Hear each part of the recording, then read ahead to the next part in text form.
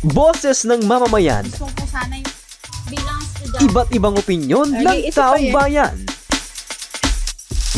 Ang gusto ko talagang Ating alamin sa Kalye Survey. Naniniwala po ako na may forever. It depends po lang po talaga sa tao. Then, once na umenter ka kasi ng relationship, choose, ano mo yon, decision mo yon. So, decision mo din kung lolokohin mo pa yung tao na yon or mag-stay ka na sa kanya forever. Opo. Kasi po yung lolo't lola ko po, kahit po nag-aaway sila, sinuchoose pa rin po nila na mag-stick po together. Always choose your partner po.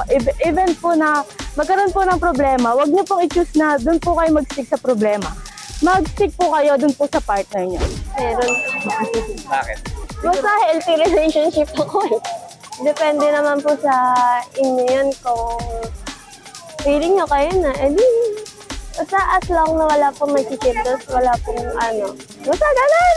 Pero sa akin po, meron. Depende naman po yun sa pagsasama niyong dalawa. Saka sa akin po, wala, hindi.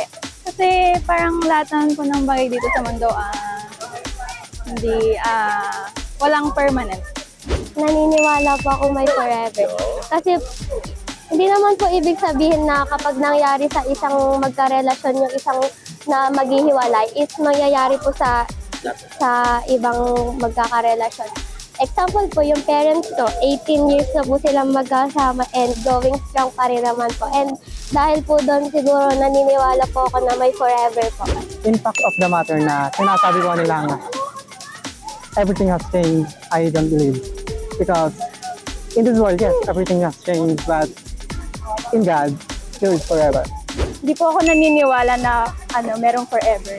Kasi po, people come and go. Opo, patunay ko yung parents ko eh. Kasi yung parents ko po parang 30 years na po silang married. And wala pa naman po silang problema up until now. Boses ng mamamayan, Gusto ko sana yung bilang estudyante. iba't ibang opinyon ng taong bayan. Ang gusto ko talagang Ating alamin sa Kalye Survey.